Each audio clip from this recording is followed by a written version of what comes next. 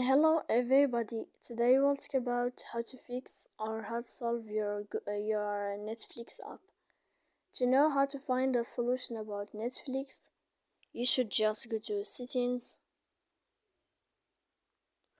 After that we click apps, default apps, app settings. Here in this list you'll enter to the window of Netflix app. Then in this page of app info you will click on first stop and you will click OK. Here we'll enter to the window of storage. Then we click clear cache. Don't click clear data because that can cause you errors in your app.